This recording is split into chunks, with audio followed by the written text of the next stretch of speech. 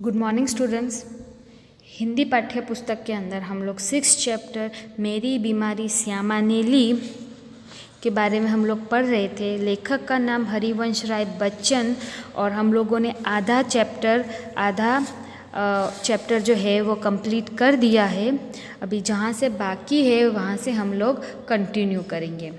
तो यहाँ पे बच्चन जी जो है वो बच्चन जी क्या सोचते हैं कि मैं अपने लिए ना जीकर मैं अपनी धर्म पत्नी श्यामा के लिए जीऊँगा और उसके लिए मैं मरने के बाद किसी भी प्रकार का संघर्ष नहीं देकर जाना चाहता। इसीलिए वो बीमारी से लड़ने के लिए वो तैयार हो जाते हैं। जब पहले वो उस बीमारी से अगर मर भी जाते हैं तो भी उनको परवाह नहीं थी, बट अभी उनके ख्याल जो है वो बिल्कुल बदल जाते हैं। वो किसके लिए जीना चाहते थे तो कि अपनी पत्नी श्यामा के लिए जीना चाहते थे और वो अपनी पत्नी श्यामा के लिए कोई भी किसी भी प्रकार की चिंता छोड़ना नहीं चाहते थे। फिर आगे देखते हैं कि और एक दिन मुझे वो रास्ता दिखाई दिया जिस पर अपने बल पर चलकर मैं अपनी चिंताएं समाप्त कर सकता था। किसी के लिए, विशेषकर श्यामा के लिए मैं कोई चिंता नहीं छोड़ूंगा। इस संकल्प ने मुझे दृष्टि भी दी और बल भी दिया। यहाँ पे उन बच्चन जी को एक नया रास्ता मिलता है, एक नई हिम्मत मिलती है। किसके कारण तो कि श्यामा के कारण। विशेषकर वो श्यामा के लिए बीमारी से लड़ना चाहता था। श्यामा के लिए कोई चिंता रखना नहीं चाहता था। वो कोई भी मुसीबत मेरे जाने के बाद श्यामा को उठानी पड़े या तो फिर इससे अच्छा है कि मैं बीमारी से लड़ूं। मुझे अफसोस तो नहीं रहेगा कि मैं बीमारी से नहीं लड़ा और मन ही मन में हार गया, पहले ही हार गया। बीमारी मुझे हराए उससे पहले ही मैं हार गया था। तो ये बात वो अपने अंदर से वो मिटाना चाहते थे। इसीलिए वो बीमारी से लड़ रहे थे। किसके लिए? श्यामा के लिए। और वही बात उसको बल देती थी, शक्ति देती थी। मैंने डॉक्टर बी के मुखर्जी के पास जाकर कहा, डॉक्टर साहब आपका इलाज बहुत महंगा है, मेरे पास आपके इलाज के लिए पैसे नहीं हैं। उसके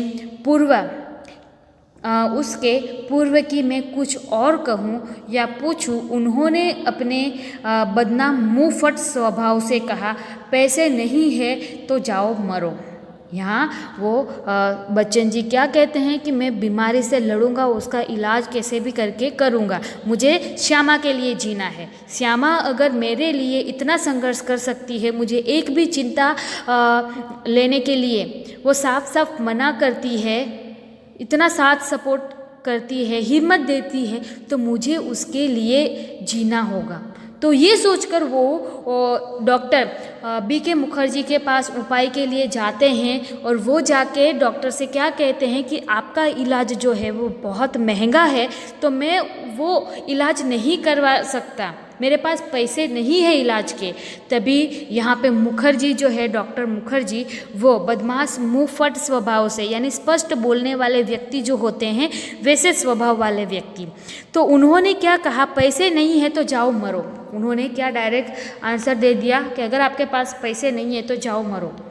मुझे जीवन में चुनौती से ही बल मिलता है। वे यदि मुझे 100 बरस जीने का आशीर्वाद भी देते तो शायद जीने के लिए संघर्ष करने का मुझ में इतना बल न आता जितना मैंने उसके जाओ मरो शब्द से संचय किया। यहाँ पे बच्चन जी क्या कहते हैं कि मुझे सबसे ज़्यादा बड़ी चुनौती जीने की तब आती है जब लोग हमारे विरुद्ध कुछ बोलते हैं। वो कहते हैं ना कि कोई व्यक्ति आपको कहेगा कि ये काम तो बिल्कुल नहीं कर सकता, और वही काम अगर आप समाज के अंदर ऊंचा नाम रोशन कर सकते हो तो वही काम करने में आपको जितना इंटरेस्ट होगा, आप जितना उस काम के लिए इन्वॉल्व होंगे, आपको उस काम को पूर्ण करने की विशेष रुचि होगी। क्योंकि सामने व्यक्ति क्या सोचते हैं कि आप वो कार्य नहीं कर सकते, जबकि वो कार्य आप बिल्कुल कर सकते हो। तो वैसे यहाँ पे बच्चन जी जो है वो वही कहते हैं कि अगर वो डॉक्टर जो है, अगर मुझे अच्छी तरीके से मुझे 100 बरस जियो का अगर वो आशीर्वाद देते तो मेरे लिए वो संघर्ष का बल जो है वो मेरे अंदर नहीं आता, वो बल नहीं आता, वो हिम्मत नहीं आती। और वो हिम्मत मुझे कब मिली? जब उन्होंने ये वाक्य बोला, जाओ मरो। अगर वो डॉक्टर ऐसे ऑन द स्पॉट ऐसे मुझे बोल सकता है तो मैं उस बीमारी से लड़ूंगा और जी के दिखाऊंगा। तो यहाँ पे उनका कहने का मतलब यही था।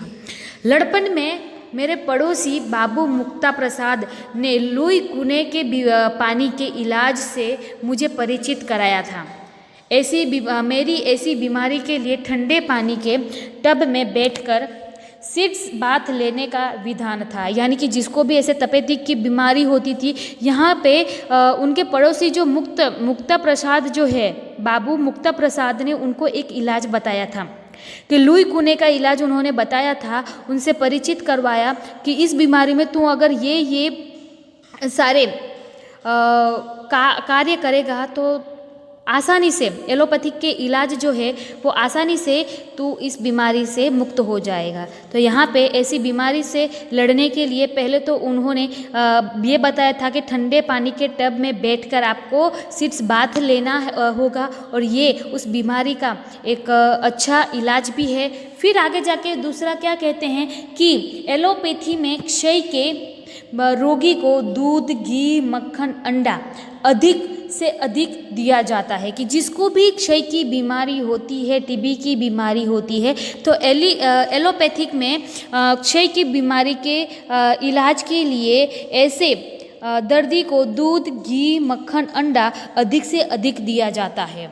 और कूने के इलाज में चिकना मना था, सिर्फ कच्ची सब्जियां, फल, भीगे चने, गेहूं आदि पर रहना था। यानी कि जो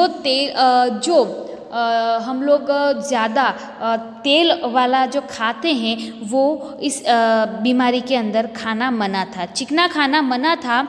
और सबसे ज़्यादा अधिक फोकस कच्ची सब्जियों, फल, भीगे चने, गेहूं आदि ऐसे रोगी ऐसे दर्दी को दिए जाते थे। न दवा पर कुछ खर्च, न जुखाम पर कुछ खर्च, यही इलाज तो मेरी स्थिति के अनुकूल था और कामकाज साधारण किए जाना था। यहाँ पे बच्चन जी जो है उनको ये इलाज बहुत अच्छा लगता है। क्यों? क्योंकि इस इलाज के अंदर ज़्यादा खर्चा भी नहीं था, उनके अनुकूल भी था और थोड़ा बहुत कामकाज भी साथ साथ में करते रहना था। तो ये इलाज उनको सबसे अच्छा लगा। मैंने बीके मुखर्जी का नुस्खा फाड़ डाला और कुने के अनुसार सिट्स बात आरंभ किया। तदनुसार खुराक आदि रखी।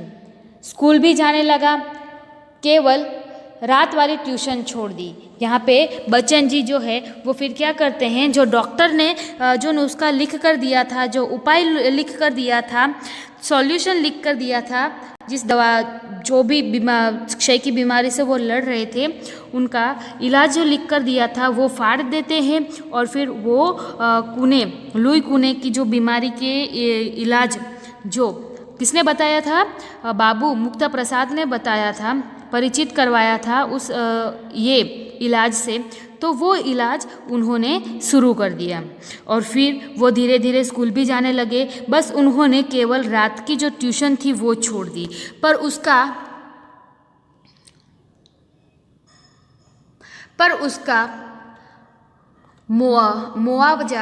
मुआवजा यानी कि उसके बदले में मिलना, उसके बदले में एक तरह से किताबों की बिक्री से मिल जाता था। यानी कि उन्होंने जो रात वाली ट्यूशन छोड़ दी थी उनकी वजह वहाँ से जितने भी पैसे वो कमाते थे उतने ही पैसे वो किताबों की बिक्री से उनको मिल जाते थे। श्यामा ने मेरा विरोध न किया। जीवन भर में जिस रास्ते पर भी चला उसने स्वस्ति पंथा कहा और मेरे पीछे चली। मेरी स्नान चिकित्सा के संबंध में भी वह प्रतिदिन अपनी सेवा सहयोग देती रही। सबसे अधिक उसने अपने इच्छा बल से उसने मुझे अपने रास्ते पर न ठहरने दिया, न पीछे फिरने दिया। राह पकड़ तू चला चल पा जाएगा मधुशाला। यहाँ पे बच्चन जी जो है वो क्या कहते हैं कि मैं जिस रास्ते पे चल रहा था उस रास्ते पे मुझे श्यामा ने बहुत साथ सहकार दिया, उसने बहुत ही हिम्मत दी। जीवन भर में जिस रास्ते पर चलता रहा उसने भी वह स्वस्ति पंथा यानी कि जो आप जिस रास्ते पे चल रहे हो वो रास्ता भी मेरा रास्ता ही होगा। अगर आप ऐसे एलोपैथिक इलाज करवा रहे हो तो मैं उस इलाज में भी आपका साथ सहकार दूंगी। अगर आप वो डॉक्टर BK मुखर्जी का अगर आप इलाज करवाते हो तो मैं उसमें भी आपके साथ रहूँगी। यानी कि बच्चन जी जिस रास्ते पे चलते थे श्यामा भी वह कहती थी कि ये भी मेरा ही रास्ता होगा। स्वस्ति पंथा कहकर वो उनके पीछे पीछे चलती थी। और जैसे ही मेरी स्नान चिकित्सा के संबंधित जो भी काम होता था उसमें भी वो सेवा करती थी, सहयोग देती थी। और सबसे अधिक इच्छा बल से उसने मुझे अपने रास्ते में कभी ठहरने नहीं दिया, कि हमेशा मुझे वो हिम्मत देती रही और आगे बढ़ने के लिए मुझे हौसला देती रही। और राह पकड़ ये एक मधुशाला उन्होंने लिखी हुई की एक काव्य पंक्ति है। राह पकड़ तू एक चला चल पा जाएगा मधुशाला, कि तू जिस रास्ते पे चल रहा है उसी रास्ते पे तू आगे बढ़ते जा, तू एक ना एक दिन सफल हो ही जाएगा। लेकिन अपने अडिग इच्छा बल से उसने जो सबसे बड़ा सहयोग दिया और जो सबसे बड़ा चमत्कार किया वह यह था कि जितने दिन मेरा इलाज चलता रहा उसने अपने सारे रोगों को जैसे कील दिया यानी कि स्थल से हटने न दिया।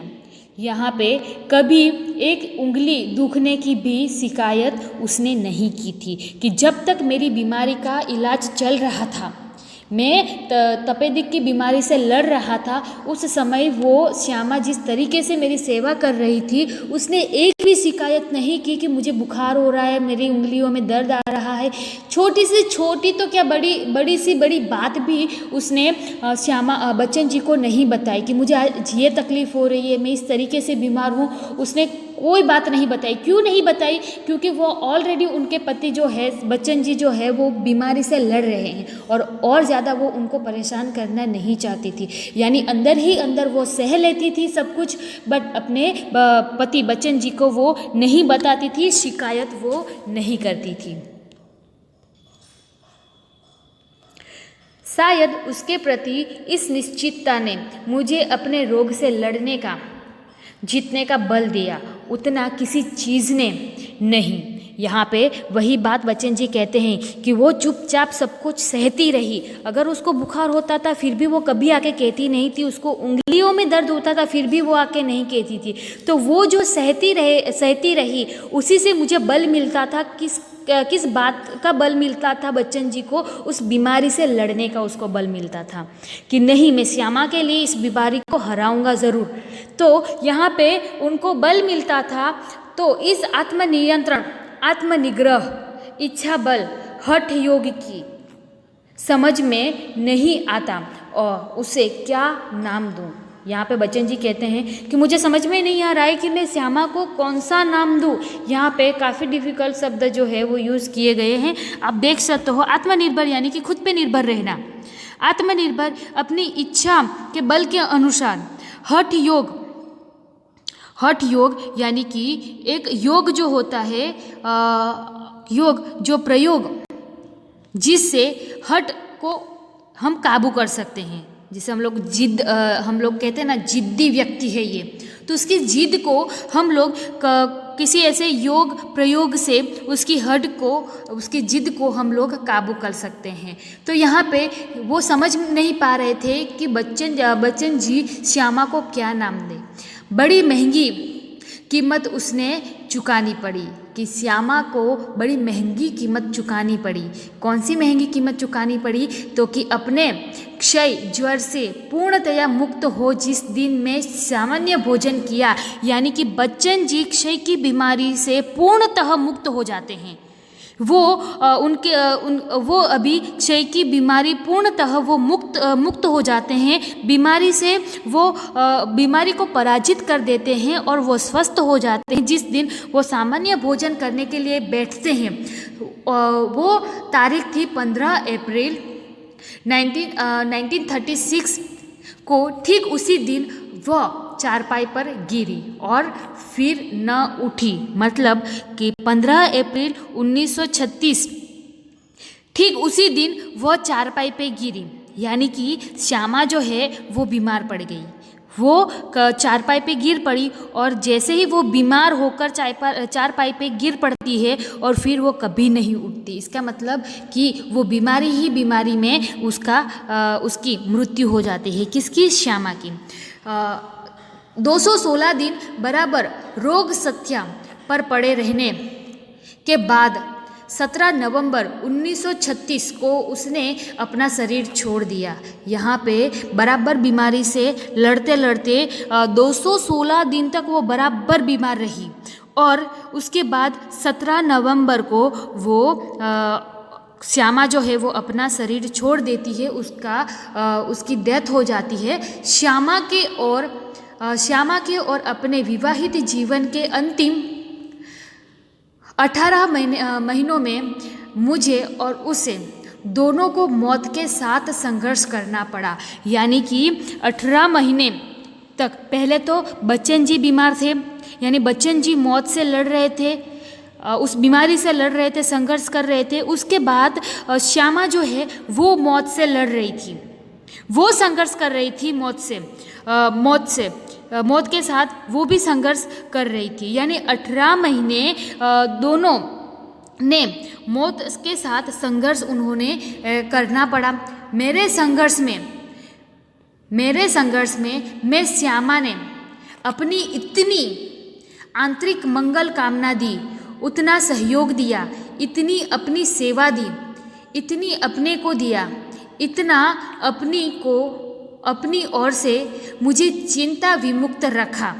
यहाँ पे वो बात बताई है कि जब बच्चन जी जो है वो मौत से संघर्ष कर रहे थे, मौत से जीतने का प्रयास कर रहे थे, तब श्यामा ने उनके जीवन में कैसे साथ सहकार, कैसे सपोर्ट किया था, उसकी बात की है कि मेरे जीवन के अंदर में जब मौत से लड़ रहा था तब श्यामा ने आंतरिक मंगल कामना दी, मन से उसने हिम्मत दी, सहयोग दिया, सेवा उसने मेरी की थी और जो अपनापन होता है, अपनेपन का जो साथ सहकार होता है वो दिया।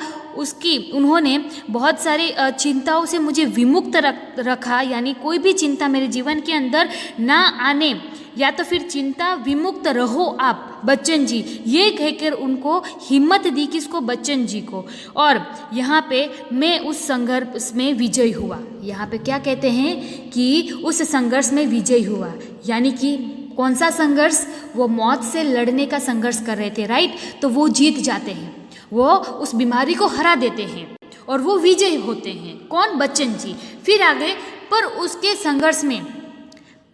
उसके संघर्ष में बहुत मैंने अपनी शुभकामनाएं दी, बहुत सहयोग दिया, बहुत सेवा दी। अभी बारी किसकी है? श्यामा की। श्यामा अभी मौत से लड़ रही है, संघर्ष कर रही है। अभी साथ सपोर्ट सहकार किसको देना था? बच्चन जी को, अपनी धर्मपत्नी की सेवा करनी थी। तो यहाँ पे उसकी बात की गई है कि जब श्यामा बीमार थी तब बच्चन जी भी अपने तरीके से पूरी कोशिश कर रहे थे, अपनी तरीके से बच्चन जी भी शुभकामना दे रहे थे, श्यामा को बहुत सहयोग भी दिया। बच्चन जी ने श्यामा को बहुत सेवा भी की, उनकी बहुत अपने को भी दिया, पर वह पराजित हो गई। यानी कि यहाँ पे श्यामा जो है वो हार जाती है, यानी कि बीमारी से वो हार जाती है और संभवत एक मोर्चे की कमज़ोरी से वह मेरे विषय में मृत्यु की अंतिम सांसों तक चिंता विमुक्त नहीं हो सकी। कि लास्ट में श्यामा जो है वो चिंता विमुक्त नहीं हो सकी। मैं जिस श्यामा के लिए जीना चाहता था उसी श्यामा को मैं बचा नहीं सका और जिस तरीके से उसको चिंता विमुक्त जीवन देने का मैं अपने आप से वादा कर रहा था, वो वादा भी मैं नहीं निभा सका और जीवन के अंतिम सांस में वो चिंता विमुक्त नहीं हो सकी। उस बात का बच्चन जी को पूरे जीवन अफसोस रहा था। तो ये रहा चैप्टर कि किस तरीके से बच्चन जी की धर्म पत्नी ने श्यामा ने अपने पति बच्चन जी जिस बीमारी से लड़ रहे थे उस बीमारी से लड़ने की वो कैसे हिम्मत देती है, कैसे सेवा करती है और किस तरीके से उसका बच्चन जी की ढाल बनकर वो रहती है, इस चैप्टर के अंदर बहुत अच्छी तरीके से बताया गया है। और बच्चन जी की धर्म पत्नी जो है वो कर्तव्यनिष्ठ जो है वो बताया गया है और यहाँ पे हमारा चैप्टर कंप्लीट होता है।